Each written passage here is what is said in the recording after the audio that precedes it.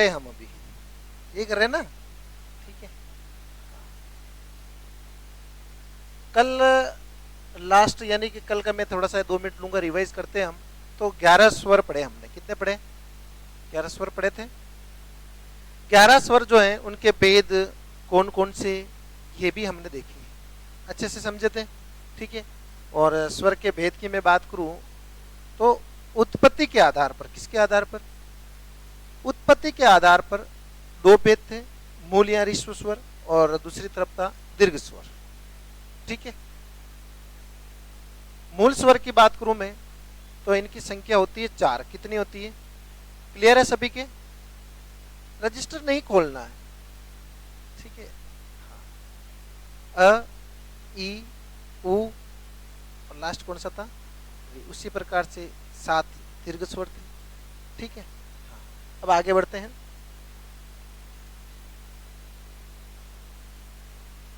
Colour change करना पड़ेगा इसका।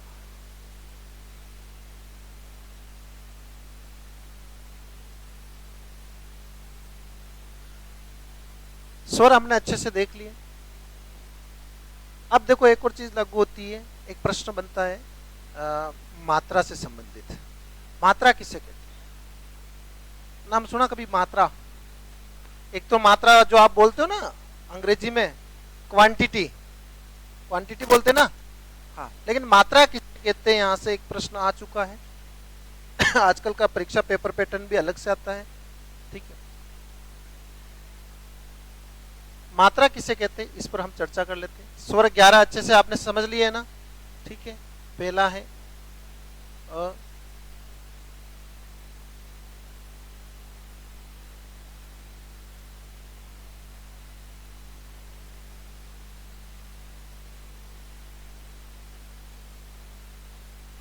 अब देखो एक प्रश्न और बनता है मात्रा से संबंधित। मात्रा किसे कहते हैं, ठीक है। और मैंने आपको पहले ही बताया कि एक तो होता है रटना और एक होता है समझना। समझना चाहते हो या रटना चाहते हो? समझना, ठीक है। तो मात्रा किसे कहते हैं ये हम समझ लेते हैं। इसके लिए देखो मैं आपको एक अच्छा सा उदाहरण समझाता हूं।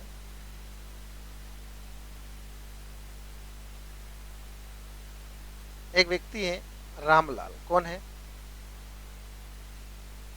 उसका एक दोस्त है, क्या नाम दूं बताओ? श्यामलाल देते हैं। हाँ, ये गणित में सबसे ज्यादा पढ़ते आए हैं, राम का शाम का हिस्सा ऐसे, है ना। तो एक व्यक्ति है रामलाल, एक दूसरा उसका दोस्त है श्यामलाल। ध्यान से समझना। एक दिन क्या है, आजकल तो वैसे शुरुआत हो गई है दाल बाटी चूरमो की। श्यामलाल अपने घर पर दाल बाटी चूरमे का प्रोग्राम रखता है।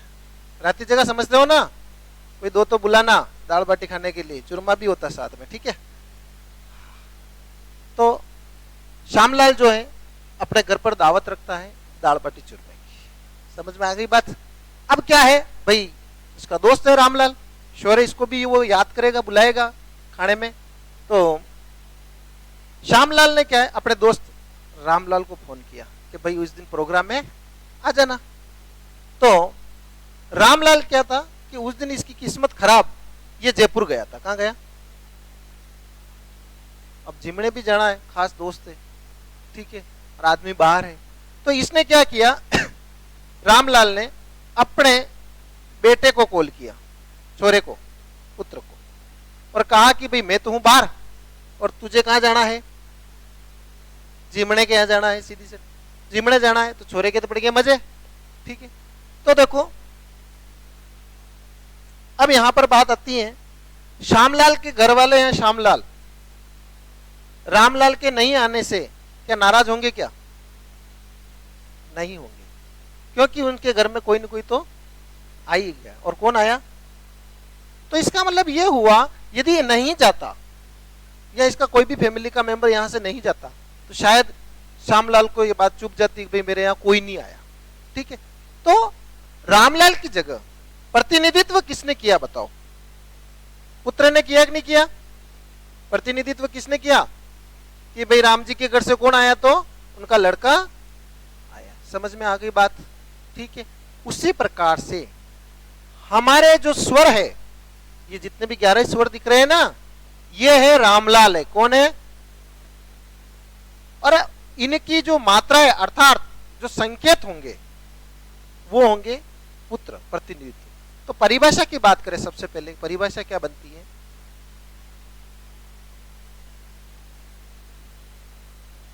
रामलाल कौन हुआ? स्वर हुए। तो स्वरों का, किसका? स्वरों का प्रतिनिधित्व करने वाले संकेत, संकेत संकेत नहीं हो, चिन्ह भी लिख सकते, मात्रा के लग। कैसे? देखो, संकेत या चिन्ह की बात करूं मैं, ध्यान रखना अस्वर जो होता है इसकी कोई मात्रा नहीं। कभी प्रश्न पूछ ले कि निम्नांकित में से किस स्वर की मात्रा नहीं होती है, तो कौन से स्वर की नहीं होती है? तो अ। अब हमारे पास स्वर है 11, कितने हैं? उसमें से अ की नहीं होती है, तो मात्राओं की संख्या कितनी हुई बताओ? 10। कितनी हुई? क्यों हुई 10? क्योंकि अ निकल गया। ठीक है, मात्रा संख्या पूछ ले तो कितनी हुई? 10। अब देखो, आ स्वर की बात करूं मैं तो इस प्रकार से टी, ये वाला देखो दिख रहा है। उसी प्रकार से ई स्वर की बात करूं तो एप। ठीक है, जिसे आप बड़ी बोलते हैं, ई जिसको बोला जाता है, इस प्रकार का उल्टा एप। उसी प्रकार से इस ऊ की बात करूं मैं तो इस प्रकार से, और इस ऊ की बात करें तो इस प्रकार से। सबसे ज्यादा दिक्कत कहां आती है आप लोगों को? ठीक है, वैसे तो ये लिख देते हो, ठीक है, उदयपुर, पूर में ऊ की मात्रा कौन सी आती है? पूर, छोटे ऊ की आती है ना। लेकिन एक शब्द लिख रहा हूं, जिससे पूछूं वही बताना। तैयार हो जाओ, जिससे पूछूं वो ही बताएगा। पहले तो ये बताओ कि इन दोनों में से सही कौन सा है। ठीक है, हाँ हिना जी, सेकंड वाला फाइनली।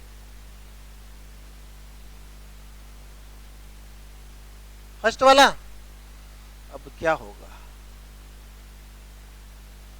आप लोग देखो, रात दिन, सुबह जल्दी उठना, शाम को जल्दी सोना, 10 दिन नहीं नहाना, ये सब काम इसी के लिए कर रहे हो।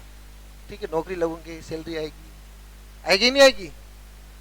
अब जब आपको ये पूरा ही कंफर्म नहीं कि मुझे कौन सा कमाना है, बताओ कौन सा कमाना है आपको? ठीक है, हाँ,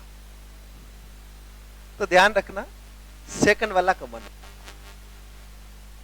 फर्स्ट नहीं है। आपने लगाया दिमाग के सबसे बड़ा रुपया, ठीक है, तो वो सबसे बड़ा रुपया नहीं है।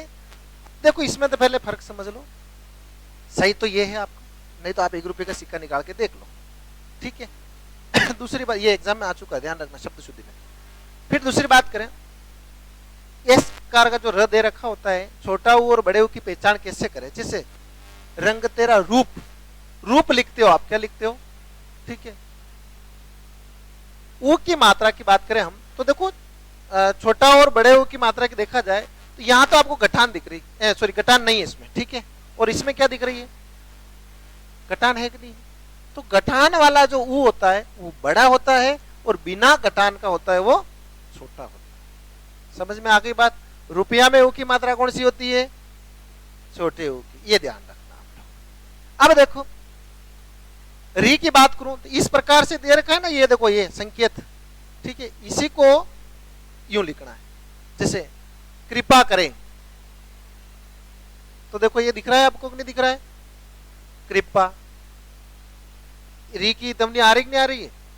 बहुत सारे इसको कृपा करे सुना हो आपने, तो वो कृपा नहीं होता है, क्योंकि री की ध्वनि कृपा होता है।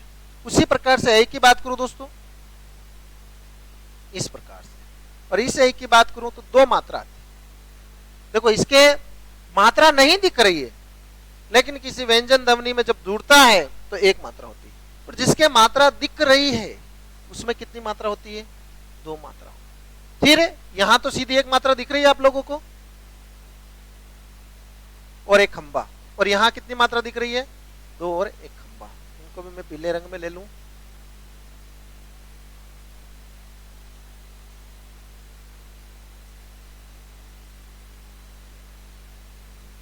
है इरेजर,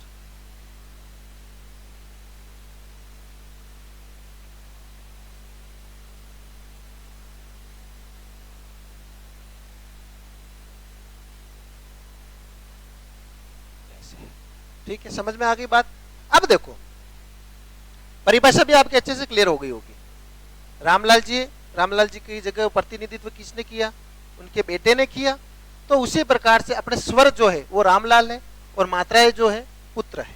ठीक है, तो देखो सौरों का प्रतिनिधित्व करने वाले संकेत, संकेत इसलिए लिखा, ये क्या है ये बताओ। ये जैसे कि हम जा रहे हैं, आगे रोड बंद है, इस प्रकार का एक संकेत ही तो है, टी है क्या है। उसी प्रकार ये भी संकेत है, ये भी संकेत है। अलग से आप संकेत ही दिखेंगे आपको, इनका कोई प्रयोग नहीं है अलग से। होता है क्या अलग से कोई प्रयोग? तो सौरों का प्रतिनिधित्व करने वाले संकेत या चिन्ह मात्रा कहलाते हैं। अब प्रतिनिधित्व कैसे? जैसे मैं आपको यहाँ लिख देता हूँ, एक शब्द लिख रहा हूँ, मैं आपसे प्रश्न पूछता हूँ, इसमें कौन सी मात्रा लगी हुई, ये किसका लड़का है? ब में छोटी ई का बड़ी ई का है? आपको कैसे पता चला? ये संकेत जो देखा आपने, ये किसका प्रतिनिधित्व कर रहा है बताओ। उसी प्रकार से ये किसका प्रतिनिधित्व कर रहा है? कर रहा है कि नहीं कर रहा है? मैंने यहां पर आ लिखा है क्या? नहीं लिखा है, फिर भी आपको पता चल गया, क्योंकि ये किसका प्रतिनिधित्व कर रहा है? ये संकेत आ का। समझ में आ गई बात? तो सौरों का प्रतिनिधित्व करने वाले संकेत क्या कहलाते हैं? मात्रा। कंसेप्ट क्लियर है? अच्छा सा उतार लो। मात्राओं की संख्या कितनी होती है? ठीक है,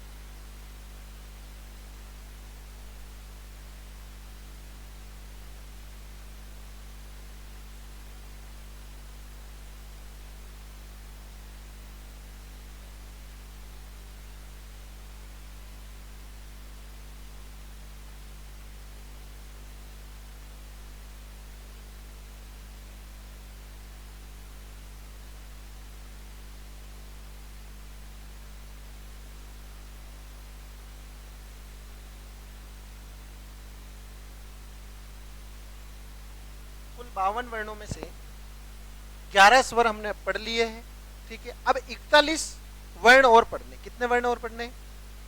41 और पढ़ने हैं, अभी तो 11 हुए हैं, ठीक है। चलो आगे देखते हैं।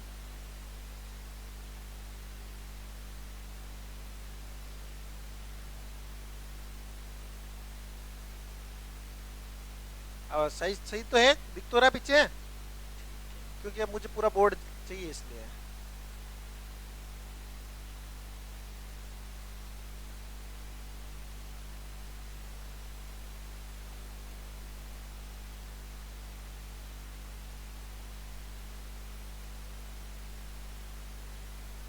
ये तो हुए 11 स्वर। कितने स्वर हुए? 11। अब देखो, आप लोग जो शुरू से रटते आए हो, ये भी पढ़ते आए हो आप लोग, ठीक है। तो ये तो ये स्वर, इस स्वर के जस्ट बाद में हम व्यंजन पढ़ेंगे। क्या पढ़ेंगे? व्यंजन पढ़ेंगे। देखो समझ लो, व्यंजन, व्यंजन की मैं बात करूं, यहां से मैं यहां लिख देता हूं। एक होता है व्यंजन और एक होता है व्यंजन। समझना ध्यान से, देखो शब्द युग्म का प्रश्न है। एक केवल बिंदु से, एक अनुस्वार से अर्थ का अनर्थ। जैसे ऊपर लिखा हुआ व्यंजन और नीचे की तरफ क्या लिखा हुआ है? व्यंजन। इनका अर्थ अलग अलग होता है। अब यहां पर मैं बात करूं, व्यंजन का अर्थ होता है दोस्तों पंखा। क्या होता है? पंखा। और व्यंजन की मैं बात करूं तो पकवान। क्या होता है? आज घर पर क्या व्यंजन बना, यह वर्ण, ठीक है। समझ में आ गई बात? जैसे एक शब्द है कुंती, किसी महिला का नाम होता है कुंती। क्या होता है? अनुस्वार हटा दो तो समझ में आ गई बात क्या है? तो देखो अर्थ का अनर्थ हो जाता है, हिंदी ही है, ठीक है। हाँ, तो हम आगे पढ़ेंगे, अभी जस्ट पढ़ने वाले व्यंजन। उससे पहले जैसे यूं मान लो, हमारी हिंदी वर्णमाला में स्वर है पुरुष, मेल। क्या है? पुरुष। और व्यंजन फीमेल। फीमेल मतलब समझ गए हो ना, स्त्री। अब देखो विशेष तौर से कैटेगरी की मैं बात करूं तो या तो पुरुष होता है या स्त्री, मेल या फीमेल। लेकिन एक तीसरी कैटेगरी भी होती है। वो कौन सी होती है? ये वाली होती है ना। समझ में आ गई बात? तो अपने अंदर भी वो वाली कैटेगरी जिसे हम अयोगवा बोलते हैं। क्या बोलते हैं? जिनका किसी के साथ योग नहीं हो, उसे क्या कहते हैं? अयोगवा बोलते हैं। यहां लिख रहा हूं मैं,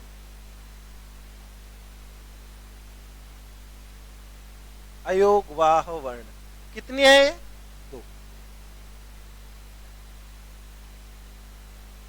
समझ में आ गई बात? नहीं आई?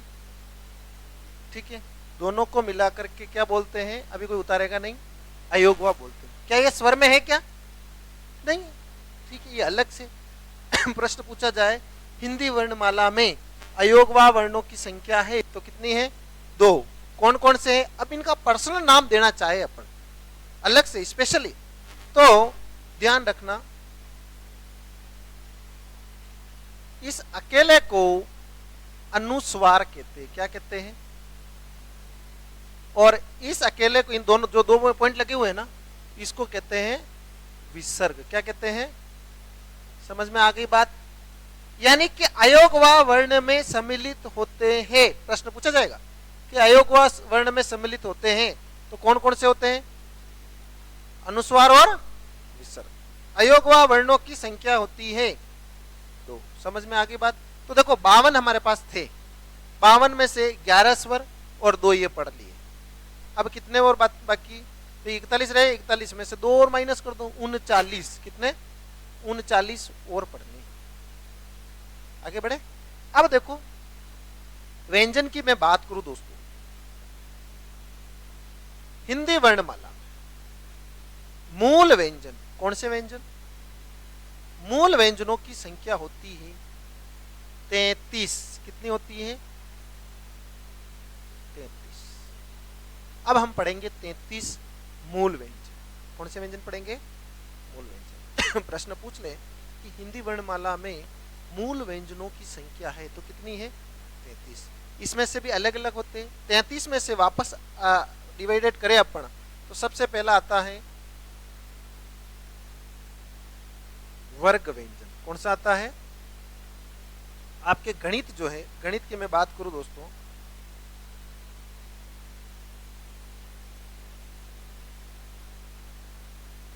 गणित में वर्ग जो होता है, देखो मैं गणित का हूं नहीं, लेकिन मुझे जहां तक पता है चारों भुजाएं क्या होती है? भुजा स्क्वायर होता है, ठीक है। तो वो उसका कहीं ना कहीं रोल है यहाँ पर, इसलिए उसका नाम भी क्या दिया है? वर्ग दिया है, ठीक है।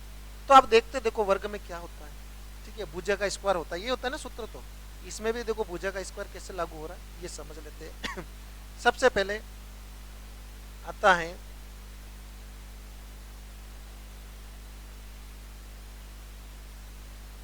क वर्ग। कौन सा वर्ग आता है? क वर्ग।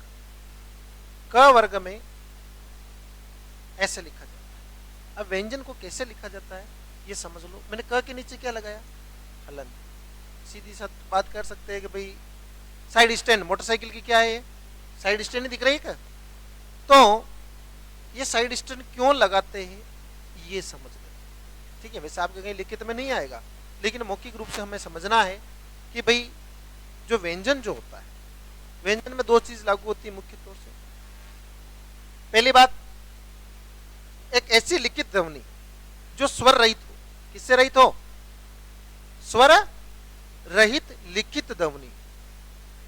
क लिख रहे हो ना, इसमें स्वर रहित है। ये कौन सा है?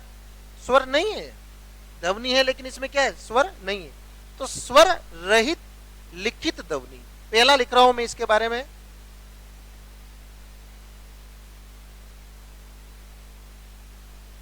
स्वर रहित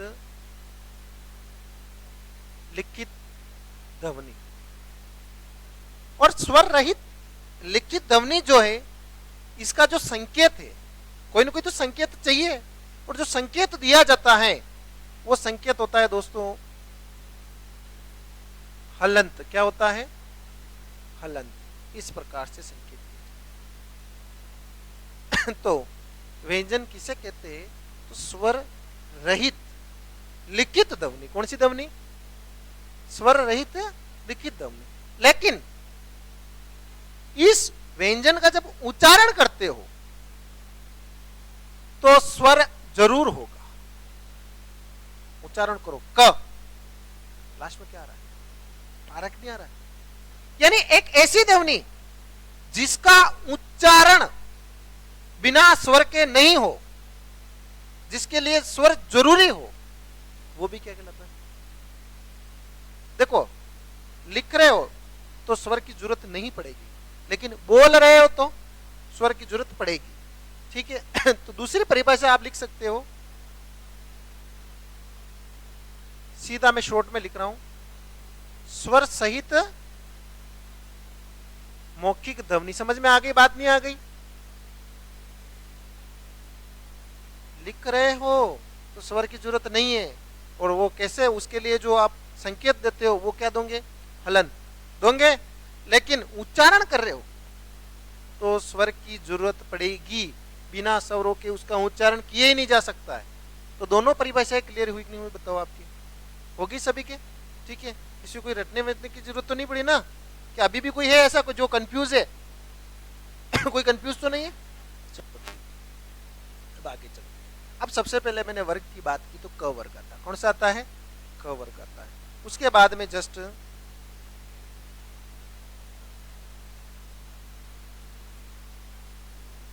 ख, फिर आता है ग, फिर आता है घ, और फिर आता है क्या बोलते हैं इसको? करो उच्चारण इसका।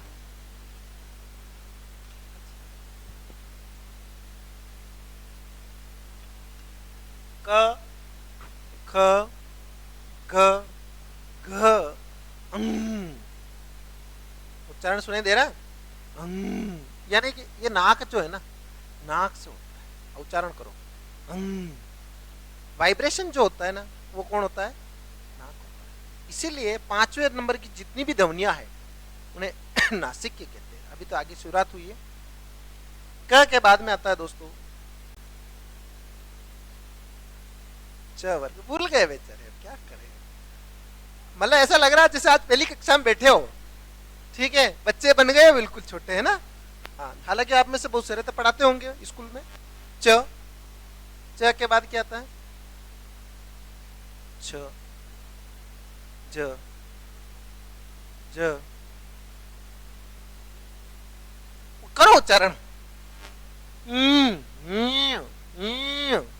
नाक से उच्चारण होना चाहिए। हाँ, ठीक है।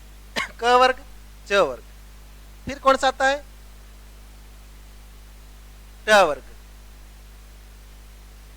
ट, ठ, ड, ढ, अण, अण, अण, नाक से उच्चारण होगा, अण, ठीक है। विष्णु पुराण, तो लास्ट में क्या आ रहा है? अण आ रहा है ना, ठीक है। क, च, ट, थोड़ा सा यार इसको है ना छोटा कर देते हैं, काफी नहीं इसका।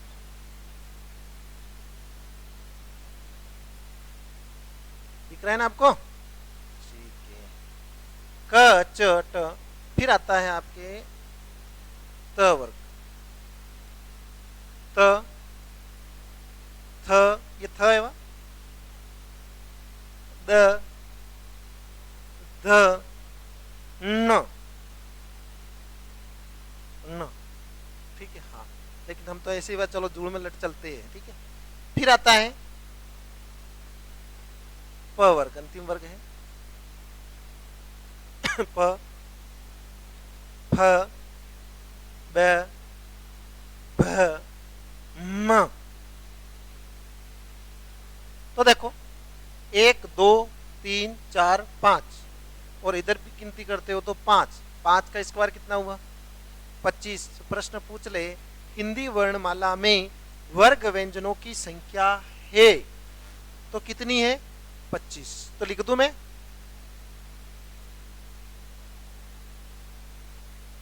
तो देखो अभी तो काउंटिंग करते हैं हम। 33 व्यंजन पढ़ रहे हैं। मूल व्यंजन कितने?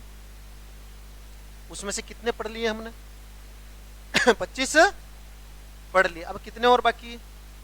8। वो कौन कौन से है ये समझ लेते हैं।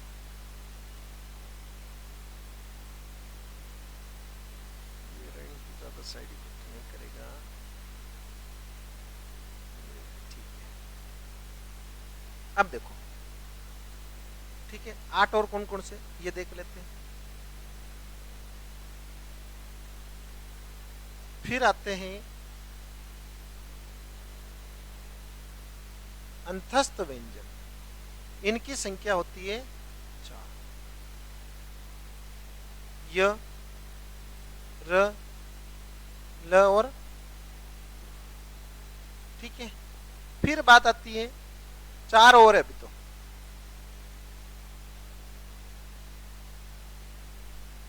ऊष्म व्यंजन। ऊष्म व्यंजन की बात करें तो इन व्यंजनों का जब आप उच्चारण करते हो, देखो नाम भी दे रखा है ऊष्म। क्या दे रखा है?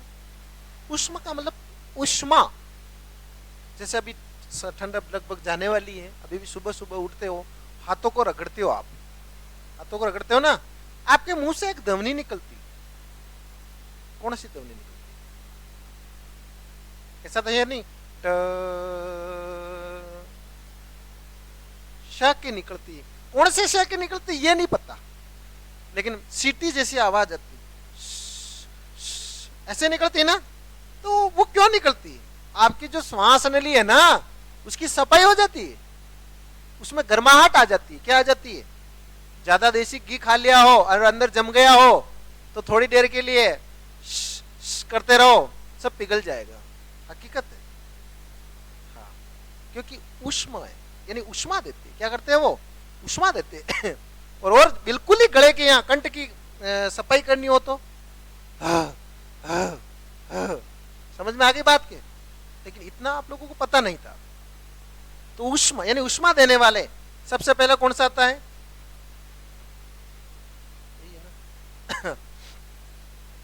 कौन सा वाला सा है? फिर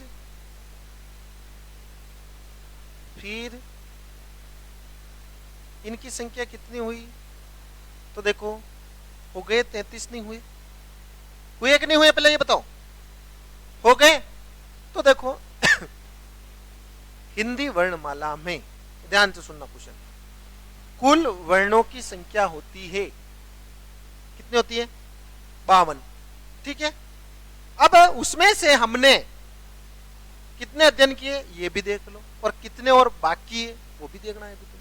ठीक है, लेकिन दूसरा प्रश्न ये बनता है, हिंदी वर्णमाला में मूल व्यंजनों की संख्या होती है, कितनी होती है? हिंदी वर्णमाला में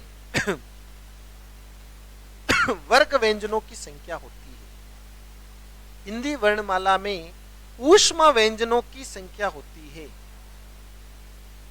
सभी क्लियर है? हिंदी वर्णमाला में अंतस्थ व्यंजन एवं अयोगवा वर्णों की कुल संख्या होती है। क्लियर है मामला? अंतस्थ ये इसलिए बोलते हैं कि इन्हें अर्धस्वर का रूप होता है। अर्धस्वर कैसे होता है आगे हम संधि में भी पढ़ेंगे। मुख्य तौर से जैसे ये य है ना, य वर्ण जो है वो बनता है ई प्लस अ से। किससे बनता है? ई प्लस, जैसे प्रत्यपकार, किसी ने मेरे से पहले कभी पढ़ा हो या आपने कहीं पर भी संधि पढ़ी हो, तो एक शब्द दे रहा हूं, जैसे कि आपसे प्रश्न पूछ ले, प्रत्यपकार का संधि विच्छेद है, इतना सा तो पढ़ा हुआ है ना, क्या लिखते हो आप? प्रति प्लस, गलत, वो प्रत्युपकार होता है इसका, तो ठीक है। इसमें से कौन सी तुमने निकली? इधर से ये दोनों मिलकर के किसका निर्माण कर रहे हैं कि नहीं कर रहे बताओ? इसलिए समझ में आ गई बात। अब उसी प्रकार से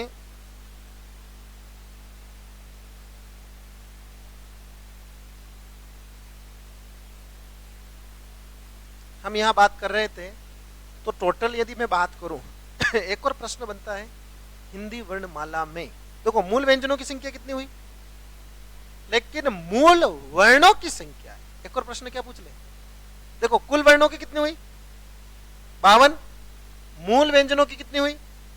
लेकिन प्रश्न ये पूछ ले हिंदी वर्णमाला में मूल वर्णों की, शब्द क्या लग गया? मूल वर्ण।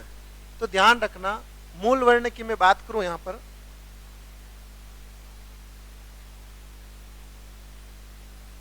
तो 11 तो स्वर आते, क्या आते हैं? और 33 मूल व्यंजन। 11 और 33 कितने हुए बताओ? तो कितने होंगे? समझ में आ गई बात? नहीं आई?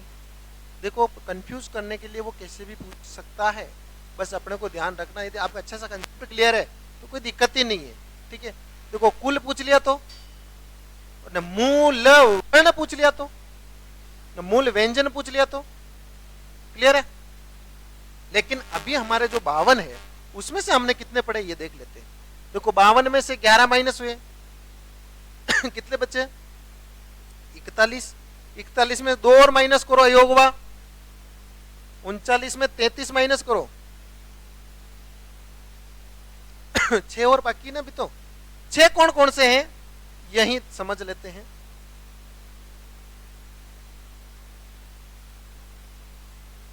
ये लिख रहा हूं। फिर आते हैं दोस्तों संयुक्त वर्ण। कौन से आते हैं?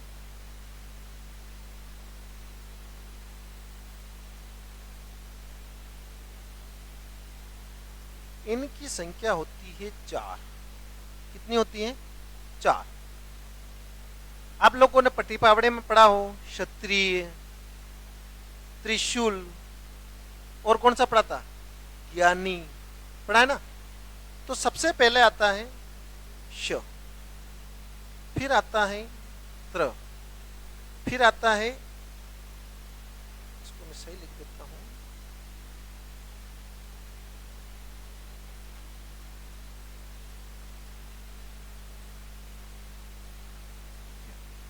और एक और आप लिखते हो श्रीमान, श्रीमती।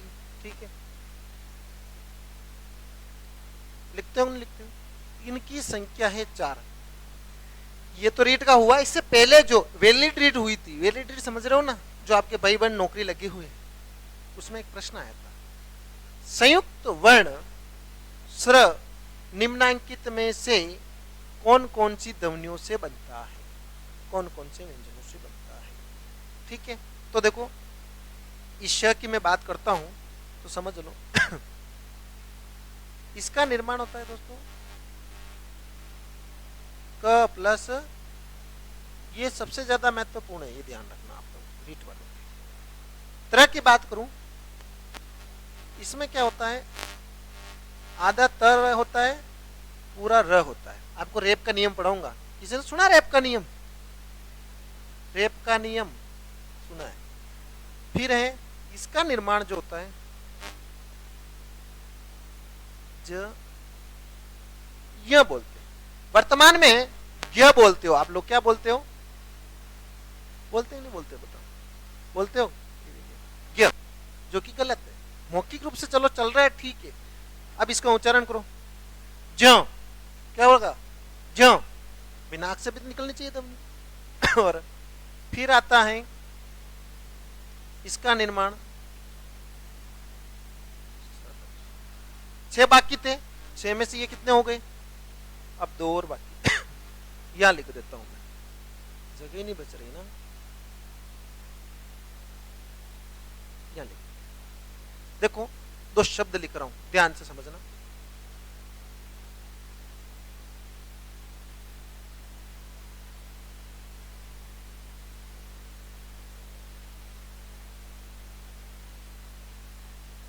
उच्चारण करो, नहीं सबसे पहले वाले का उच्चारण करो, शुद्ध उच्चारण करो, आदत वाला नहीं, शुद्ध उच्चारण करो। स ड क ड, दूसरे वाला का सड़क, समझ में आ रही बात है? स ड क ड आ रहा है, क्या आ रहा है? और दूसरे वाले में सड़क। तो बताओ आप लोगों ने जो उच्चारण किया है कुछ चेंजेस है कि नहीं, बदलाव है कि नहीं है?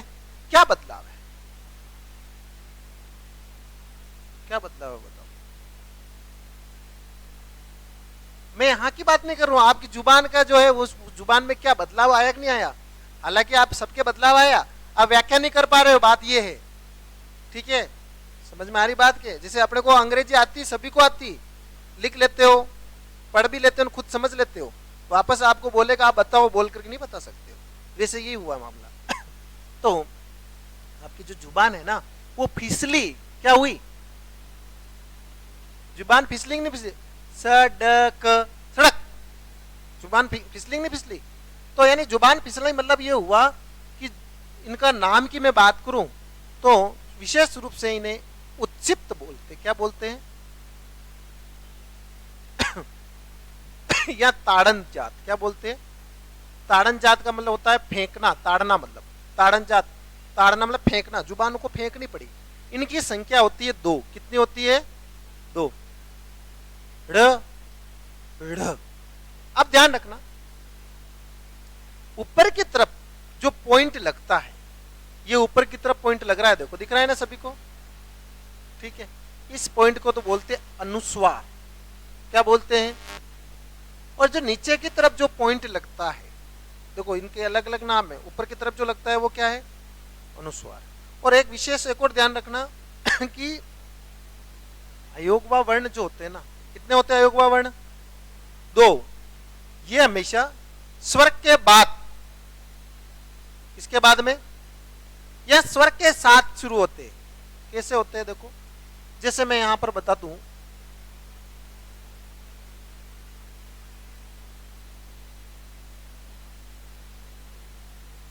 सही कौन सा इन दोनों में से?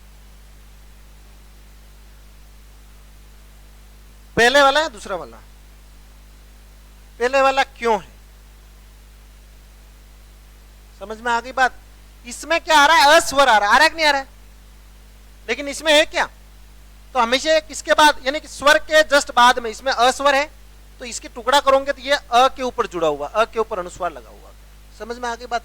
कभी भी व्यंजन के साथ में अयोगवा नहीं आते। अब यहां पर मैं बात कर रहा हूं, ऊपर वाले को तो आप अनुस्वार बोलते हो, और नीचे वाले को क्या बोले, ये जो दिख रहा है ना, जिमणे जाते हो ना आप, जिमणे, अभी जिमने स्टार्ट है, वैसे चल रहे हैं ना। अब तो नुक्ती बंद हो गई। नुक्ती नाम सुना ना, 15 अगस्त पे, ठीक है, इसलिए इसका नाम ही नुक्ती जैसे दिख रहा है ना, नुक्ता। समझ में आ गई बात? ठीक है, 52 वर्ण हुए कि नहीं हुए बताओ? ऐसा कोई है कि जिसको अभी तक समझ में नहीं आया है? आ गया सभी के? खा लोगे? चलो उतार लो।